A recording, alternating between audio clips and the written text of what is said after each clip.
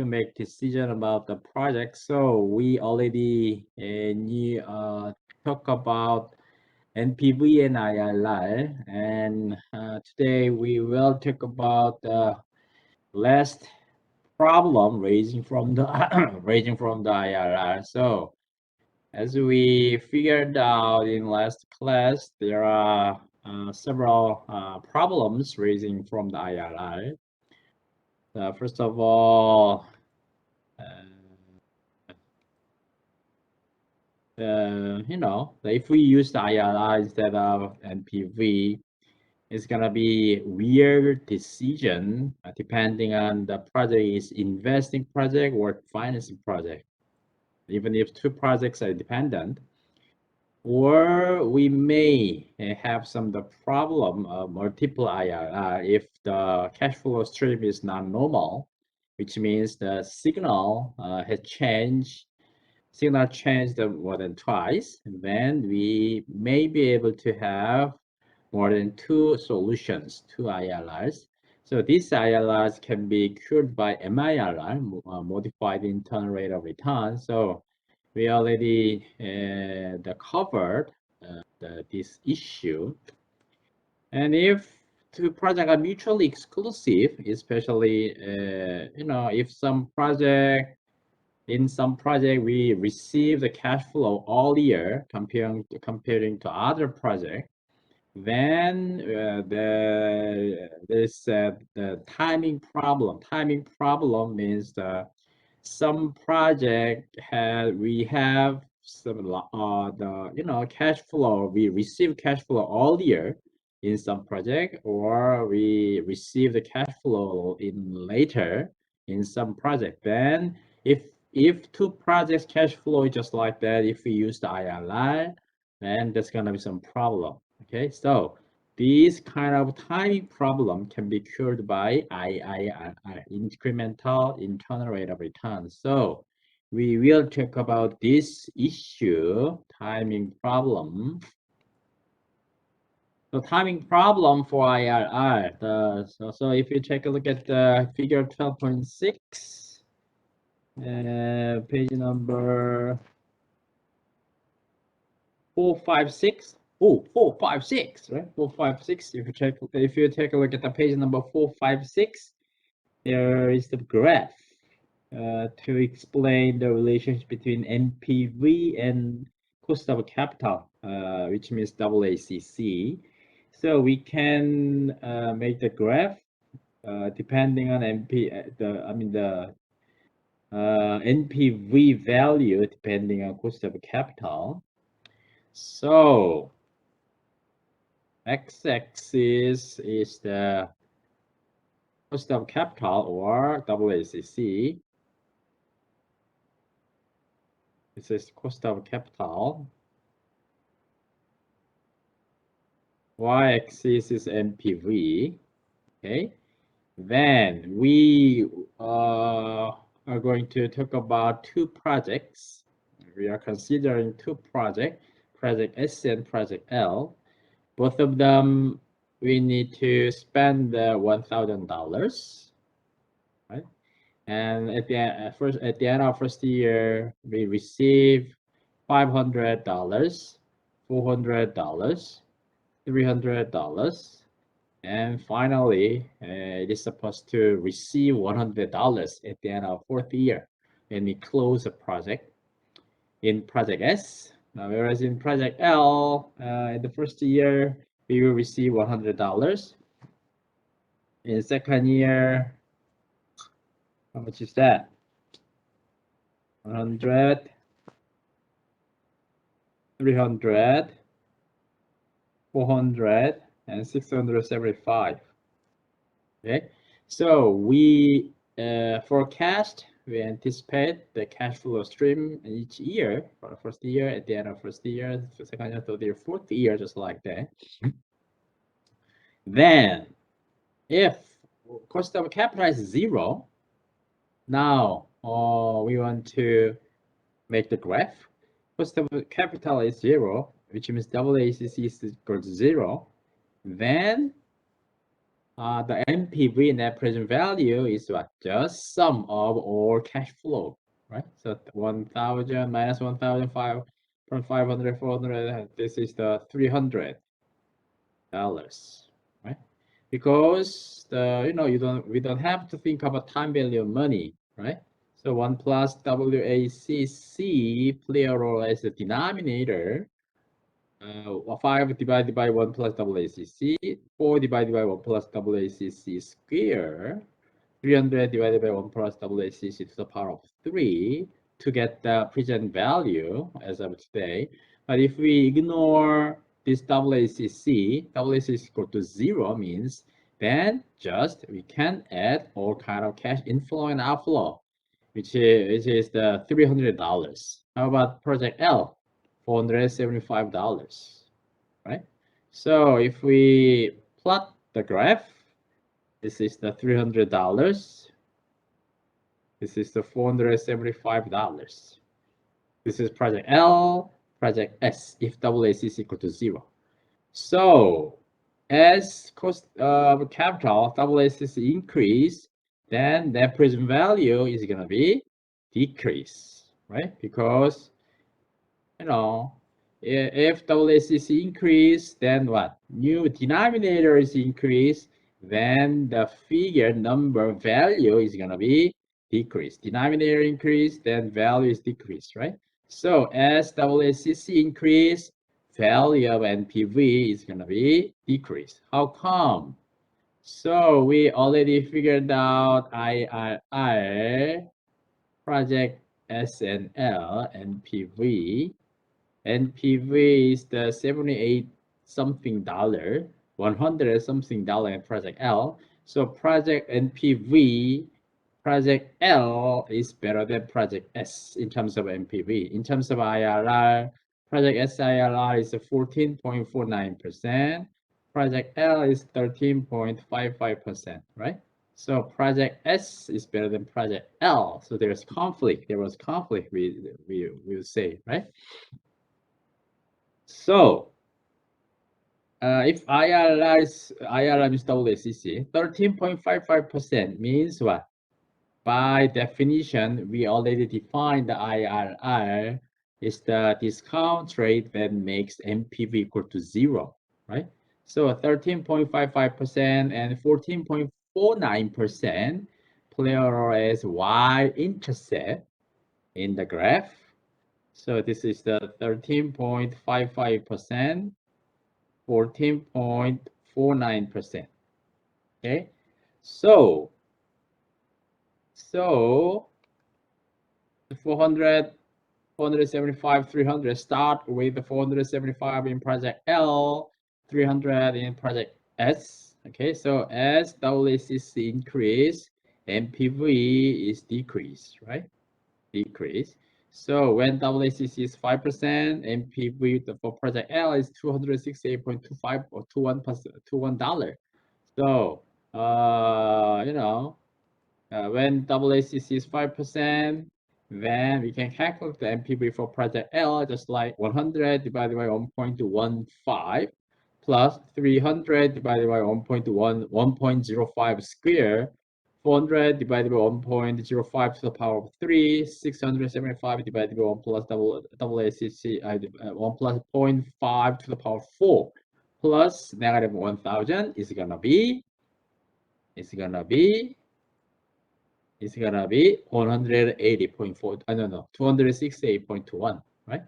So if we repeat this procedure, we can get the net present value depending on changes of WACC, especially if WACC is 13.55%, the present value for project L is going to be 0. If the WACC is 14.49%, NPV for project S is going to be 0. Okay, after that, the net present value is going to be negative, right? So if we connect two point for project L, then we can figure out the line which is called as NPV profile. NPV profile, page number 454. NPV profile can be defined as a graph showing the relationship between a project's net present value and the firm's cost of capital. So the graph to display the relationship between NPV, project NPV, and the cost of capital, WACC, is called as NPV profile, net present value profile. So if you connect 2 points, not 2 point, in reality, the problem was 6 point, right? We already figured out. So we can, oops, we can figure out, oops, 틀렸다. 그치? 아, 어려워.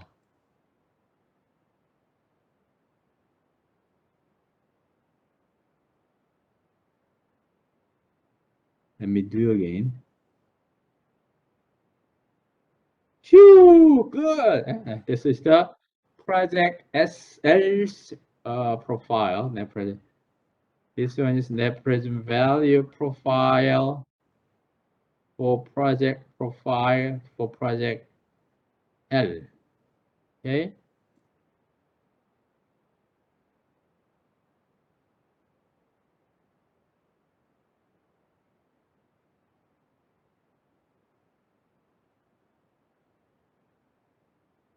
This is the net present value for project S, right? So now there's some the point to intersect, right? Intersect.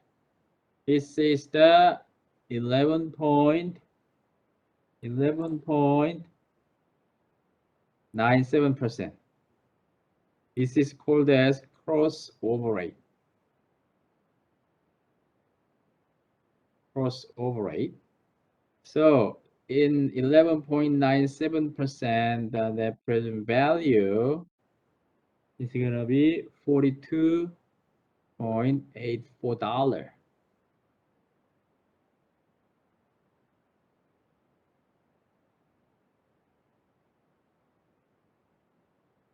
Okay, so as WACC increase, NPV decrease, NPV for project L and NPV project S, both of them are decreased, but at some point, 11.97%, if the WACC is 11.97%, NPV for project L equal to NPV for project S. This discount rate, this WACC that makes net present value two projects and net present value make equal is called crossover rate.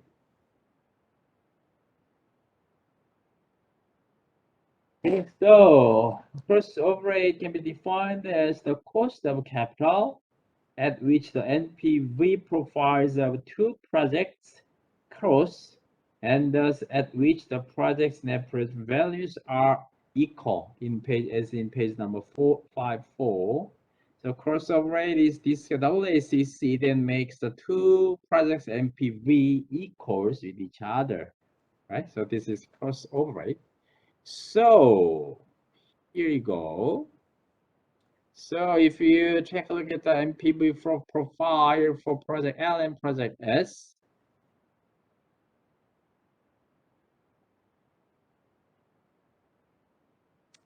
this area, so the point is the crossover rate point. So this orange area, in this orange area, which one is better, project L or project S? This orange area, which one is better, project L or project S? In terms of NPV. 순서. Project L.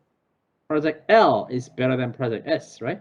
Project L is located above project S, above than the project S, right? So this is better. How about the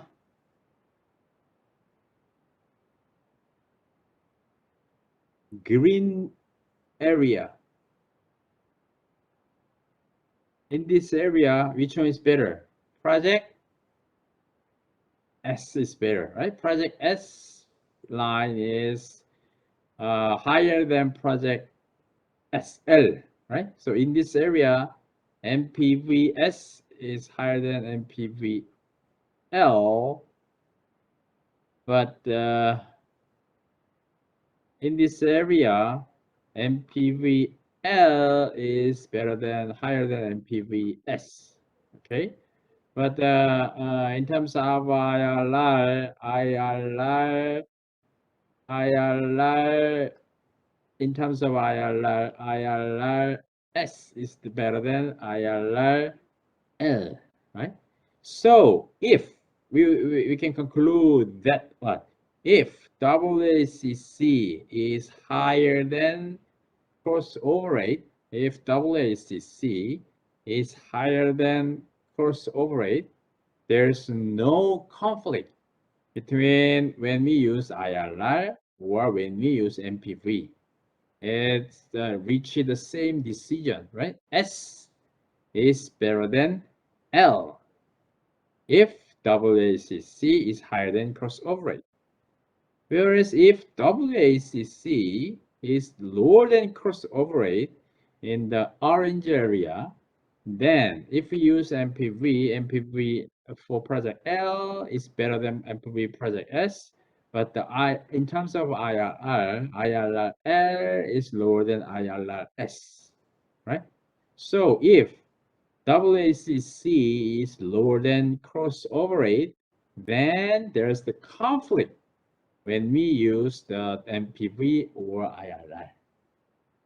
All right?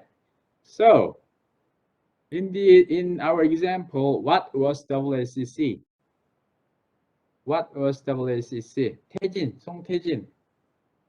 Yeah. So WACC 얼마 몇 %였어요? What was WACC in our example?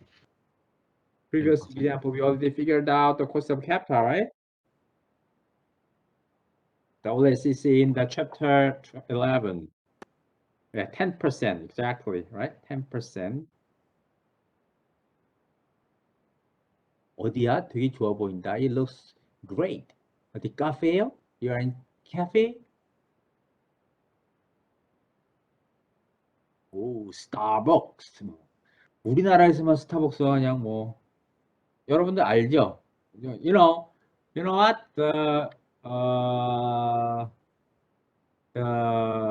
best store. I mean the most highest sales store per store in Starbucks is in Seoul, right? In not so I'm not sure, but in Korea, right? 저 스타벅스 저 중에 매출 제일 큰 지점이 한국에 있다면서요? 저는 all over the world, right? So the biggest, I mean the highest sales store among all of the world in Starbucks here in Korea. 스타벅스에 있구나. 별다방. Okay, all right. So depends on whether WACC is lower than crossover rate or WACC is higher than the crossover rate.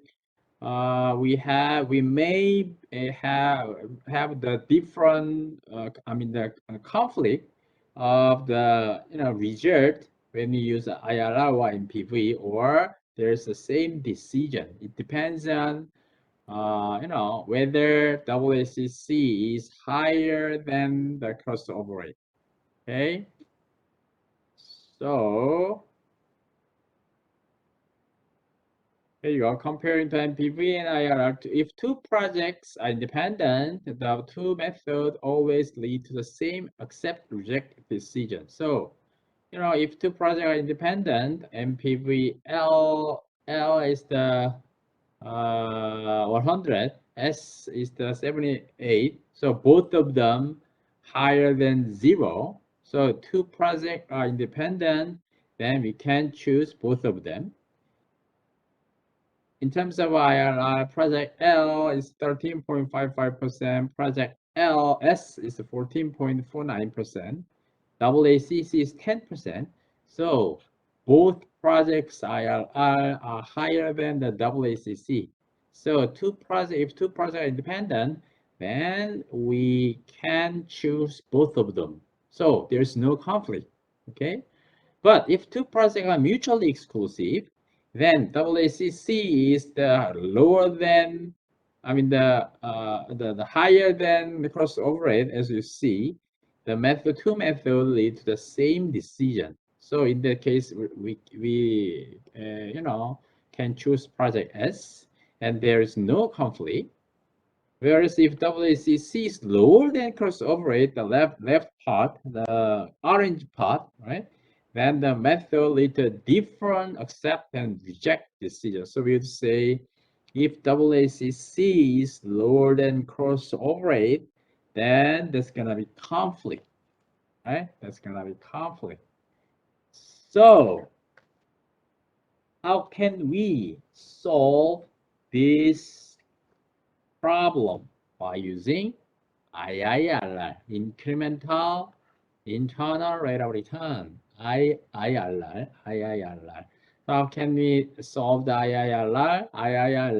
Incremental IIRR is a solution for timing problem, just as you see in project S and project L in mutually exclusive case. So how can we calculate the IIRR? First of all, we need to compute incremental cash flow. What is incremental cash flow? Incremental cash flow can be calculated by large project minus small project. In this sentence, large and small can be determined by what? Total cash flow, right? Total cash flow. Total cash flow means if we ignore time value of money, so WAC is equal to 0, we already figured out. Project L is $475. Project S is $300. $300. When WACC equal to 0, right? 300 and 475. If we ignore time value of money, $300 for 175. So you see project L is larger than project S. Okay, L is larger than project S. So large project is L, small project is S.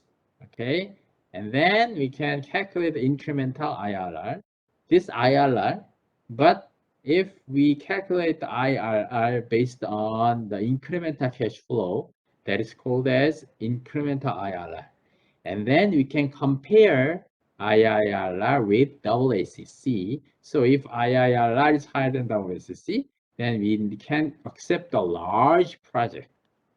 Okay, if the incremental IRR is lower than WACC, then we can accept a small project. If we calculate incremental cash flow just like a large project minus small project. Okay. How about if we may calculate the incremental cash flow just like small project minus large project. Okay.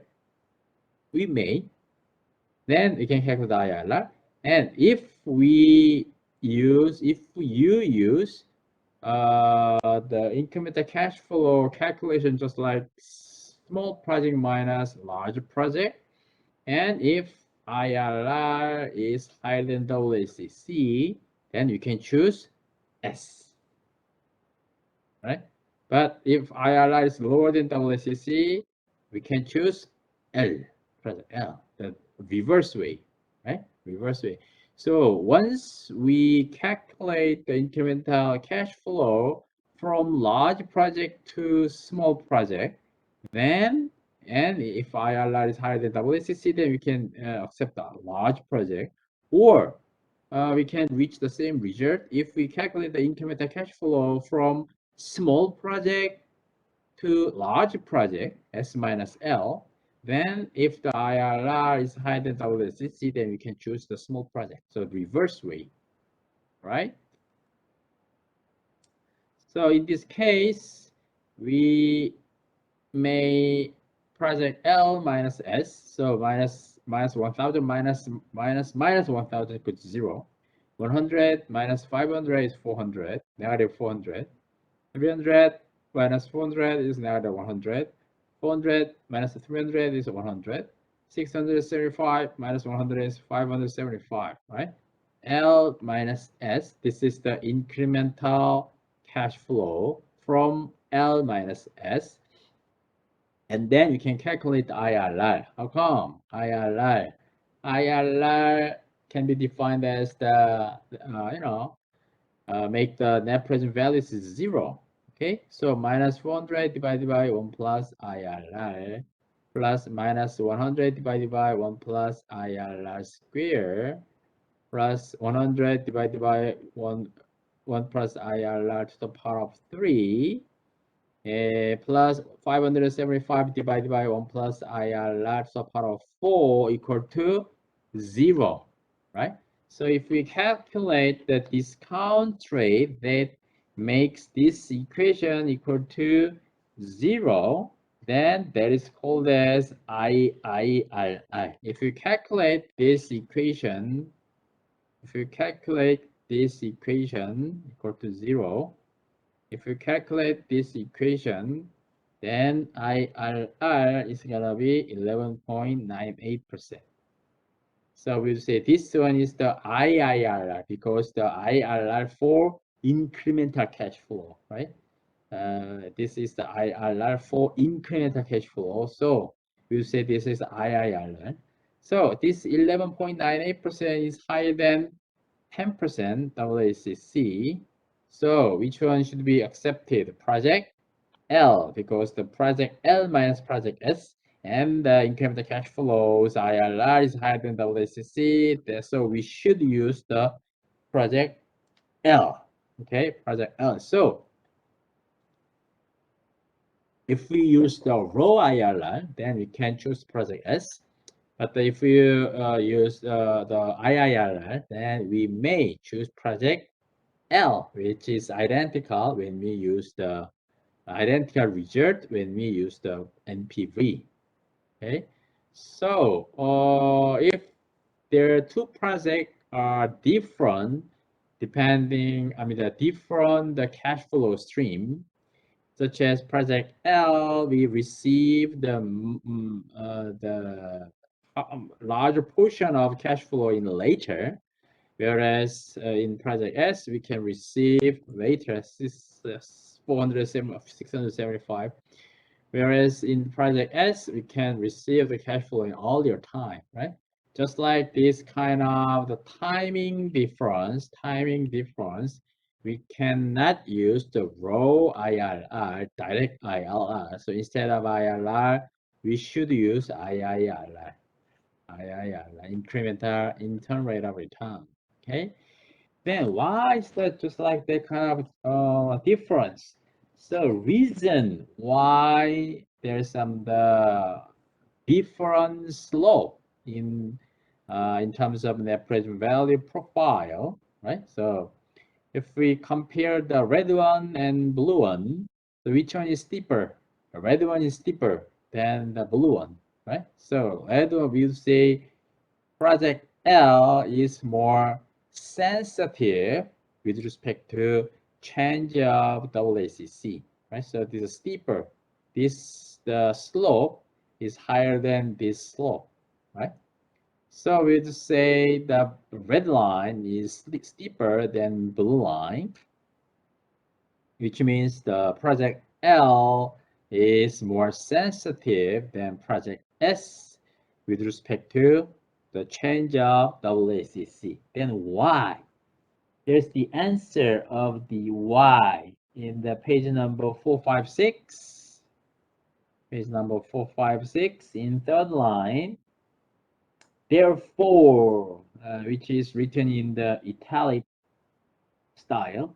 Therefore, if a project, 근데 왜 이걸 왜 이탈릭 체라고 그러지? 이탈리안 체가 이런가?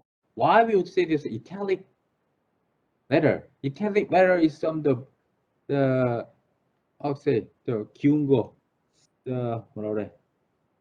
이제 뭐 기운 게 뭐지? lean한 거, lean, 그죠? lean.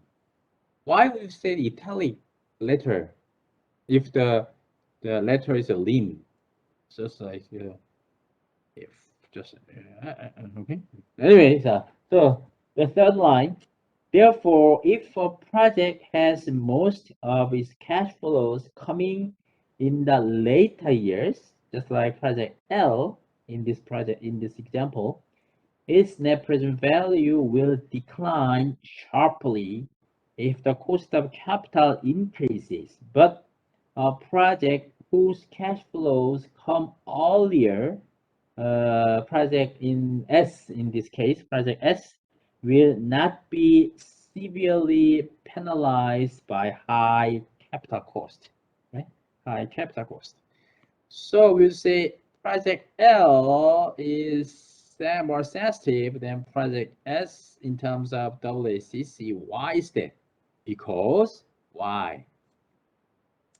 Project Project L, we will receive the most of money in the later on, okay, comparing to the project S. So if WACC, IRR, WACC change, then which term has more impact?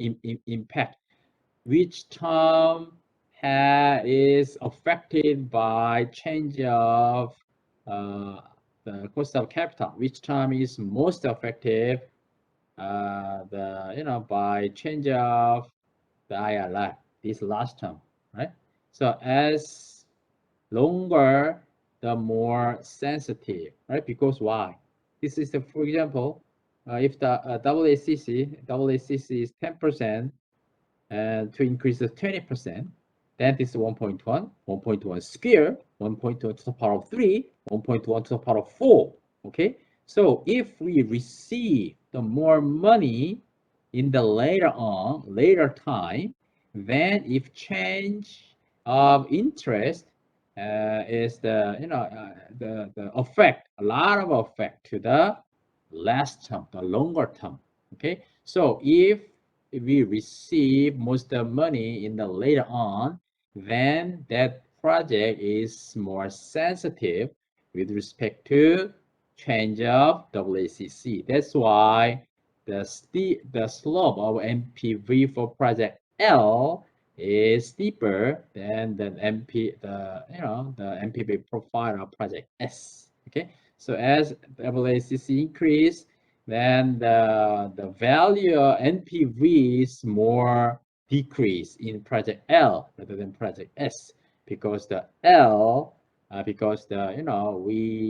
are supposed to receive lots of part of total cash flow in later time, right? So this is the more sensitive than project S. That's why we have the intersection point. We can figure out the intersection point.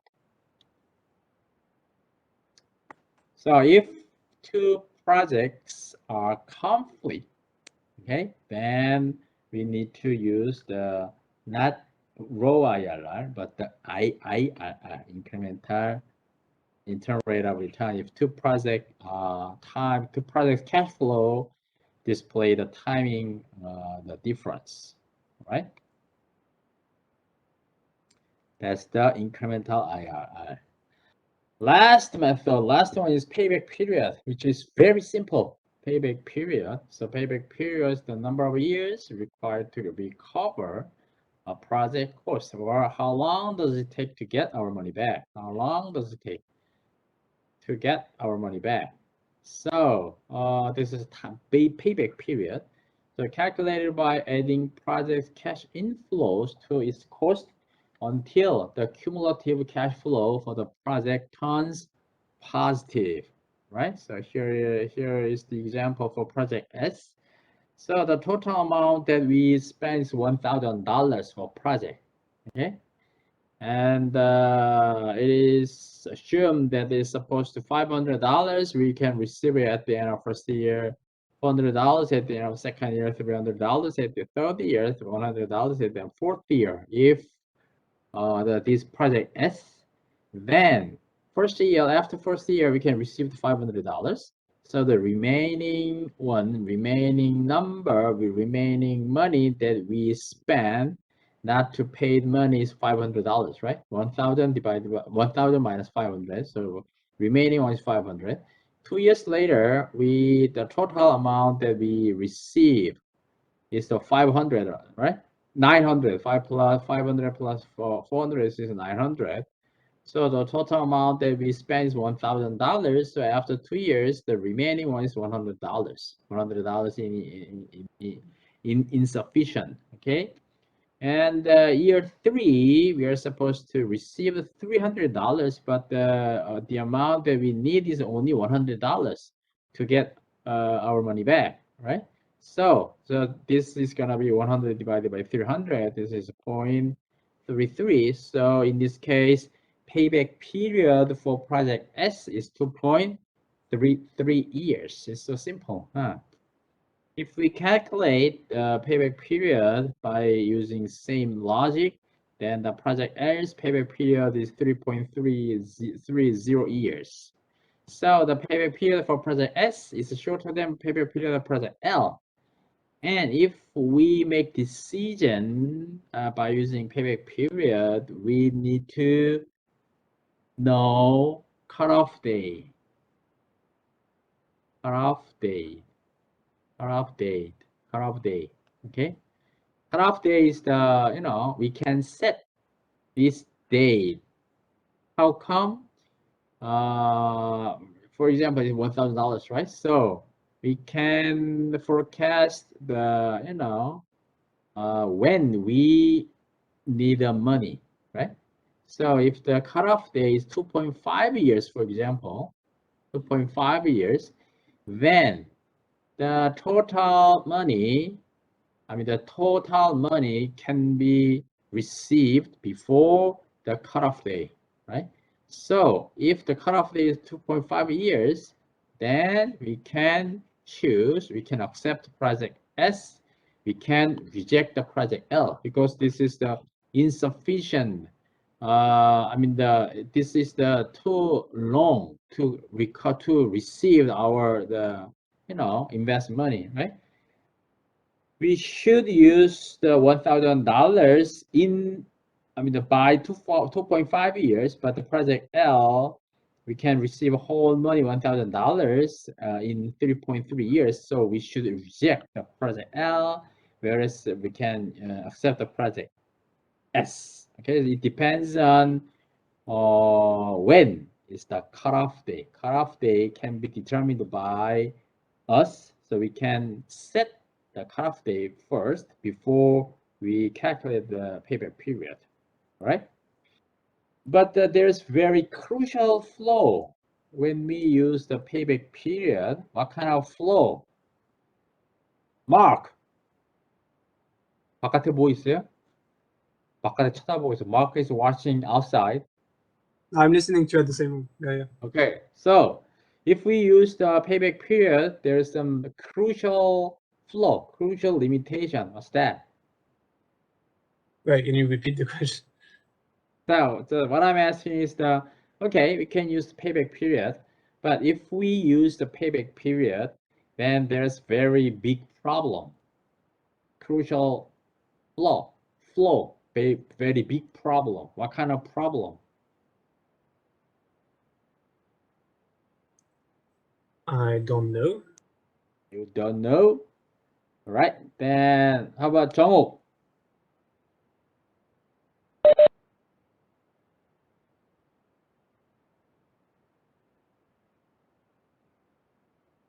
There's a problem if we use a payback period.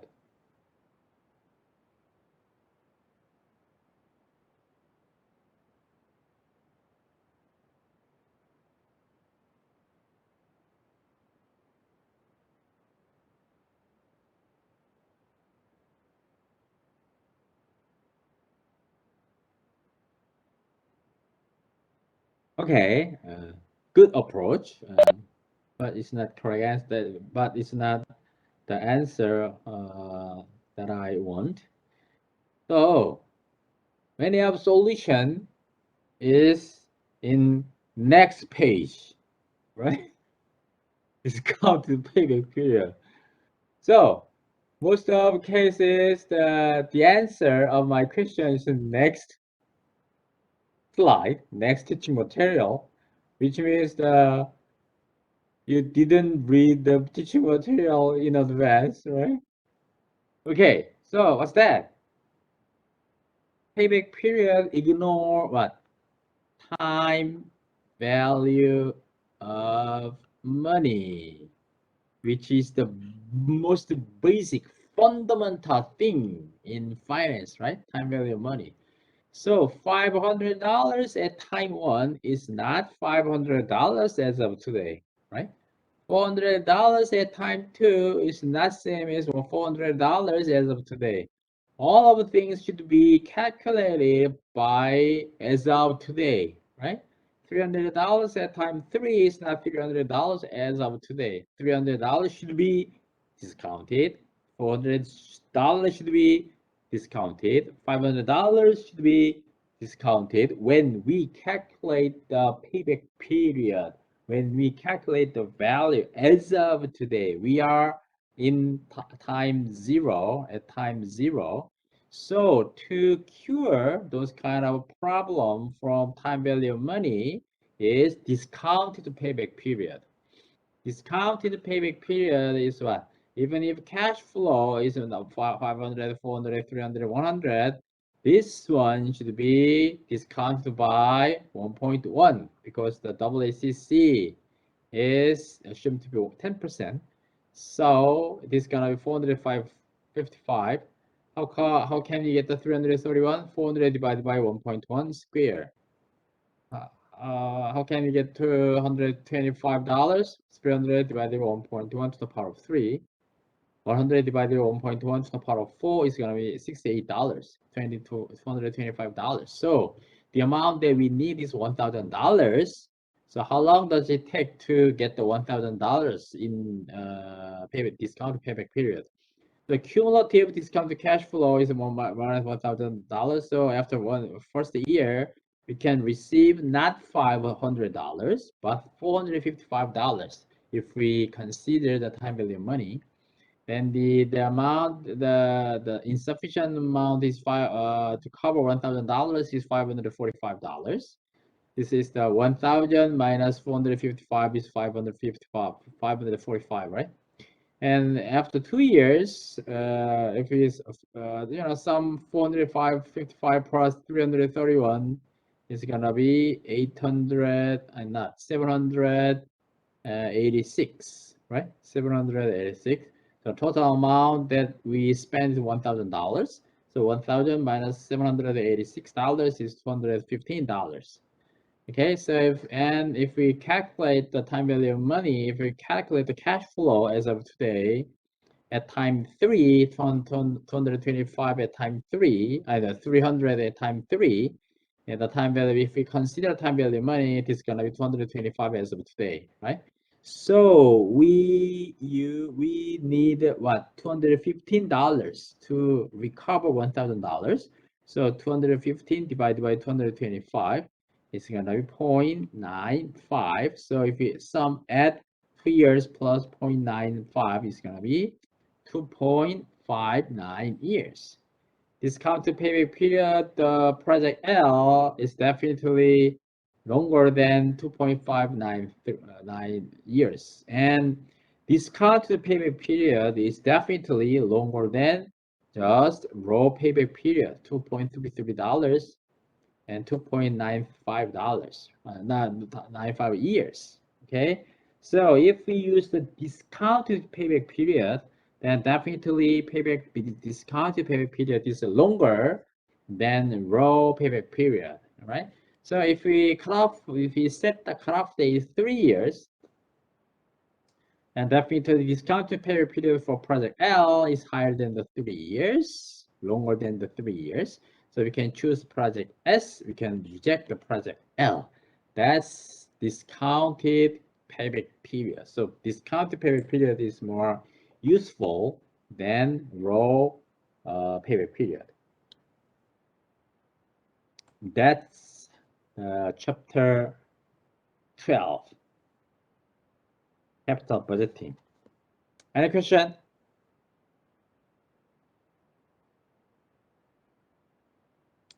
Any question?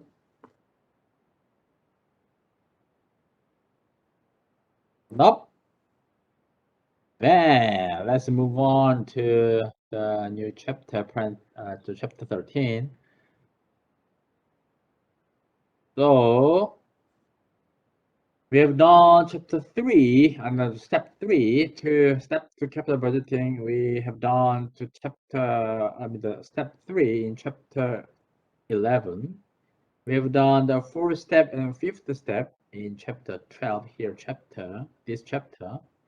And the remaining steps to capital budgeting is the first step and second step. First step is the estimation cash flow.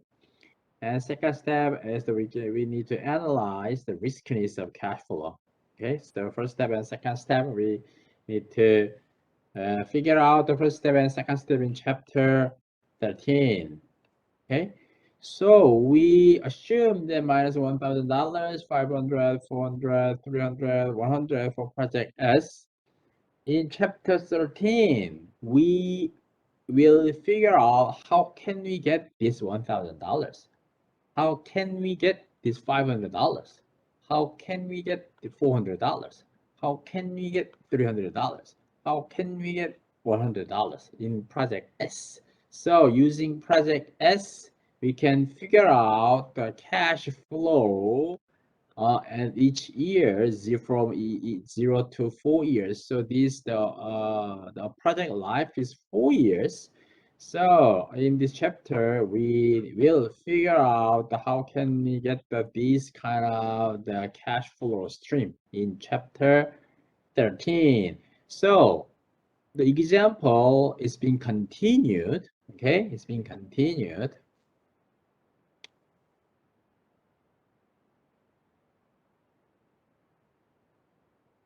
So let's go to the capital estimation, capital cash flow estimation.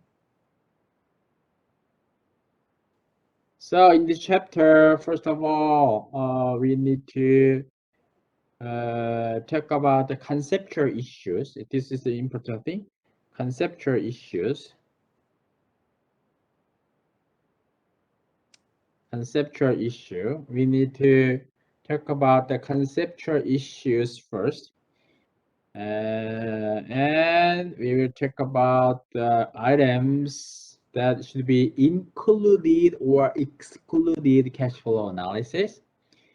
And we do the project analysis with the real example in textbook, but not real, but quasi-real project. So we analyze the project in textbook, and then we can estimate the project risk. So access, this is chapter, this is the this one is the first step, this one is the second step. Okay, and the last topic is the evaluation project with unequal lives. So this is the little bit the different issue, different topic with respect to first and second step. Okay, this one is the what should we do if the project has different the project life. So for example, A is a 3 years project life, B is a 10 years project life. Then if we compare these two projects directly, then it's gonna be some weird result. Okay, now how can we solve, how can we adjust these kind of things? We will talk about the last the issue, the last topic. Okay, so let's take a look at the conceptual issue first. So if you take a look at the page number 473, there's some the conceptual issue. So first issue is the free cash flow and accounting income. Free cash flow and accounting income. So as you know, definitely we use the free cash flow instead of rather than accounting income. So in finance, free cash flow is more important thing than other items. So free cash flow can be defined as we already figured out free cash flow is EBIT minus 1 minus T plus depreciation and amortization minus capex capital expenditure plus delta net operating working capital. We saw this one, right? In chapter in chapter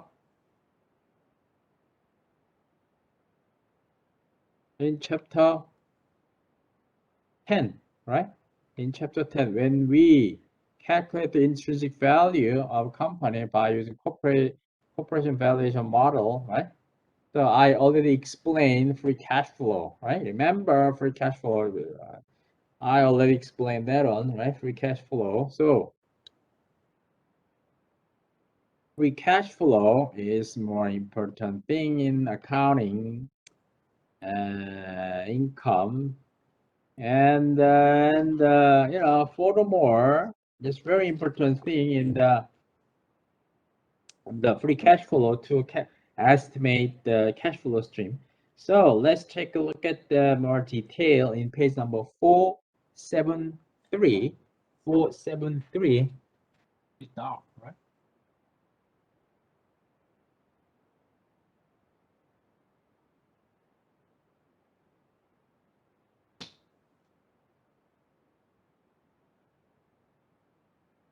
So for page number 473. So first paragraph is the typical project will require the firm to spend money upfront at time equal to 0 to make the necessary investment in fixed assets and net operating working capital. So basically there are 3 points. We need to figure out the cash outflow, capital expenditure at time 0. That's the first step. And second step is what? We can calculate the operating cash flow during the operating life, project life. And third step is what? We also figured out what happened when we close the project, right? So this first step, second step, third step. Third thing we need to focus on to estimate cash flow, okay? So a typical project will require the firm to spend money upfront at time to 0 to make the necessary investment in fixed asset and net operating working capital. So that's the first one. Second step is after the initial investment made, the project will hopefully produce the positive cash flows over its operating life. Operating the project life. We hope to produce the positive cash flow, operating cash flow. And the first bracket term in the free cash flow equation, EBIT times 1 minus T, is the NOPAT, is also named as NOPAT. Depreciation, amortization, blah, blah, blah. So once that's the second step, and once the project is completed, that's the third step.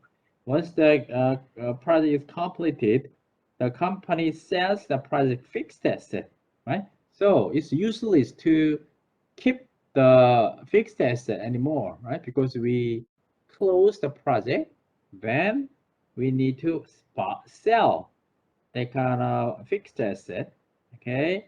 So sell the project fixed asset and inventory and receive cash. In some respects, we can think about the sale of fixed assets at the end of project as a negative capital expenditure instead of using cash to purchase fixed assets. The company is selling the assets to generate cash. That's the salvage value. So we, as you shall see, salvage value. So we can sell, if we sell the fixed asset, and we can get the money, right? That is called the salvage value, as you shall see. So let's take a look at the last paragraph in page number 475.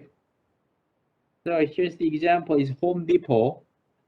Home Depot is the company name.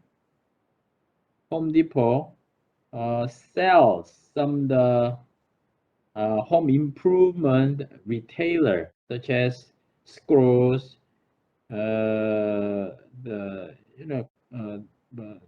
tools, construction product, wood. So all of things are in Home Depot. So DIY, do it yourself, right?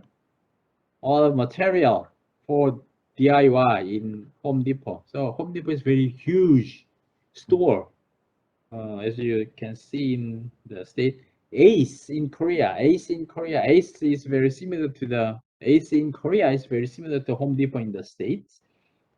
So here is the example for Home Depot. So as we mentioned, the last paragraph in page number 473. As we mentioned above, the project will generally require an initial increase in net operating capital. Let me explain net operating capital detail more. That net operating capital. So we already defined net operating capital is accounting the current asset minus current liability. Of course, when we talk about net operating capital in the stock valuation, we separate the current liabilities, the current liability with interest, without interest, right?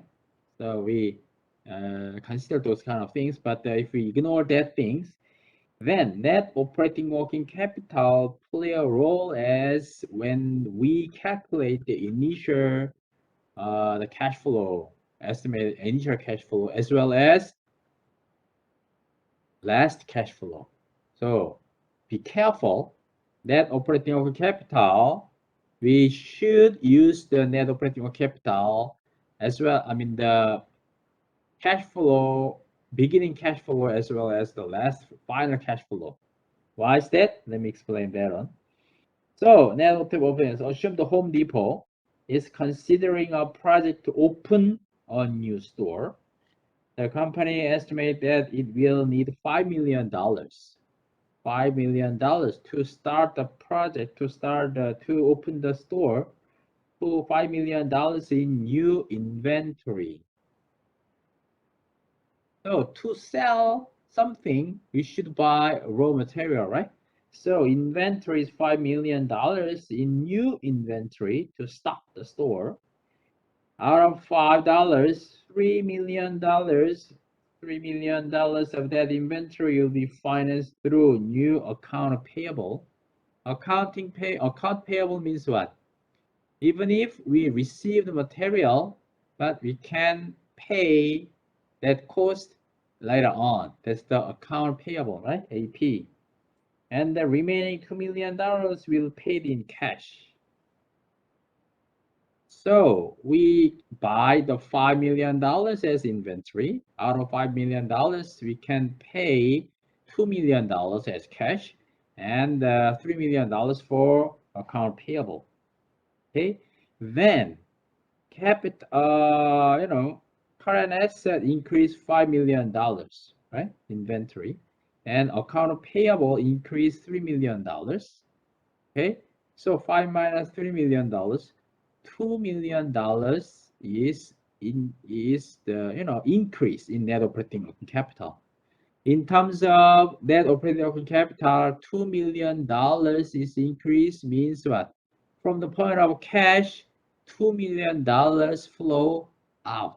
Okay, so delta net operating working capital means that if net operating working capital is increased, just like $2 million, that's gonna be play role as negative cash outflow. So this is the term to be considered as negative cash flow, right? When we stop, open the store, right? Then, if all other working capital components remain constant, if this inventory keep the last 4 years during the operating life, the project life remain constant, the project will increase the company's current operating asset by $5 million and increase the company's current operating liability by $3 million, just same as this one, 5 million and 3 million. So there's no change during the operating life. And the resulting change in net operating capital is the $2 million in cash that is necessary to open the store, right? If the amount of inventory in account payable remain constant over time, there will be no additional changes in net operating capital over the life of the project, right? Still, the $5 million and $3 million for the current liability. There will be no changes there. Once the project is completed, now, let's think about what happened in the last period, final period. Once project is completed, the store is closed. The final 5 million inventory will be sold. So we don't have to have the $5 million as inventory anymore because we close the store, right? Then, if we sell the $5 million, okay, then out of $5 million, we repay the $3 million to repay the account payable, and we can receive $2 million as cash, right? $2 million as cash. Then, what happened in net operating working capital? Net operating capital. So once the project is completed, the final $5 million inventory will be sold, and the company will pay off its remaining $3 million in accounting payable. The firm will receive the remaining $2 million, right? $2 million in cash, which correspond to the investment made for the change in net operating capital that was required when the project began. Okay, so which means if we recognize the negative $2 million when we start the project in terms of net operating capital, this $2 million pay back when we close the project. Okay, so net operating working capital, of course, if the net operating working capital changed during the life cycle is a different story. But if we assume the net operating working capital is constant during the project, once we recognize the negative cash outflow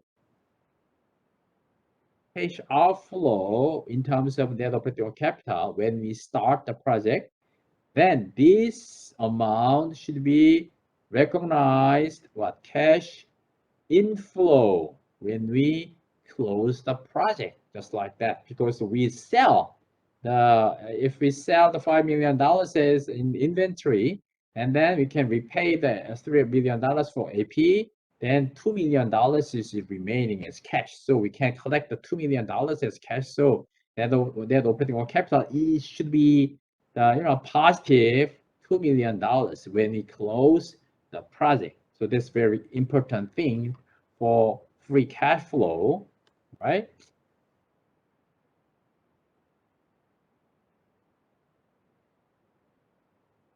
And the second conceptual issue is the timing of cash flow. Timing of cash flow means what? Even if we assume that, for example, fourth year, 500, 400, 300, 100, but it's not necessarily each cash flow occurs at the end of each year, right? It is unrealistic assumption. This 500 occurs during the first year. This 400 occurs during the second year. And for more exact calculation, we need to figure out, for example, out of $500 $400 if we receive the June of first year. June, this is $200 and $200, for example. Out of $400, $200 received during just half of the second year. Then these $200 should be discounted by not 1 plus WACC square, but 1 plus WACC to the power of 1.5. Right? So we should recognize the daily basis to calculate the present value of each cash flow. But that's going to be very time-consuming work. So we assume that all of cash flow occurs at the end of each period. Right? So 13.1b, timing of cash flow. In theory, capital budgeting analysis should deal with cash flows exactly when they occur. So daily cash flows theoretically would be better than annual flows, right? But how can we calculate the 365 days basis? So instead of daily basis, we used to use yearly base, right? So yearly base means we assume that all of cash flow occurs at the end of each year, okay? And third concept is incremental cash flow. Incremental cash flow, the definition are there. Incremental cash flow can be defined as cash flows that will occur if and only if the firm takes a project. If and only if so, this incremental cash flow is related to the cash flow from the project. So we don't have to think about the cash flow out of project. So all of cash flow should be related to the project. Okay. And last one is replacement project. So when I introduced the type of the project, replacement and expansion, both of the expansion is more popular. So all of the example we are considering is the expansion project. But if the project is replacement, then the cash flow estimation method is a little bit different. So we should consider the amount that we sell the existing facility to replace the new facility. So when we calculate the cash flow estimation for the replacement project, then we need to approach different things. But we mainly focus on the expansion project, so don't be confused. You don't have to think about the replacement project. All right. All right, then let's take a look at now the items should be included in cash flow analysis or excluded in cash flow analysis. First one is opportunity cost. You are familiar with the opportunity cost now, right? So when we explain the retained earning, right? Retained earning, even if retained earning is the money within the company, but if we use retained earning, we should recognize as cost, right? At the same token, opportunity cost means that if we have the building, right? I own already building. So here Korean, here is Korea. All of the child dream is the owner of the building. 뭐라 그러지 그리고 뭐라 그래 애들한테 꿈 물어보면 뭐라 그래 뭐지 건물주, 그렇지, 건물주. 조물주 위에 건물주라고 해, 건물주. 무슨 말인지 모르지만. Okay, never mind. So if we already own the building, okay, then if we use this building to produce something, but even if we own this building already, but we should recognize that things as the cost, which is opportunity cost. Okay, so because why? The return on the best alternative use of the asset that will not be earned if funds are invested in a particular project. So even if we own the building, but if we do not use this building for this specific project, then we can make the profit to give a rent. Okay, so instead of giving the rent, if we use this building, so we should, that building cost should be considered as opportunity cost, even if we do not pay the rent. Okay, we do not pay the rent, but this thing should be considered as cost, right? Because this is opportunity cost. And the second items we should consider when we estimate the cash flow is the externalities. Externalities can be defined as the effect of project on other parts of the firm or the environment. So externalities may be negative, externality may be positive. So negative within from externalities is also called as cannibalization effect, and the positive within from externalities is called as complementary things. What's that? So for example, negative within from the cannibalization example is here. If the firm A produced the choco ice cream,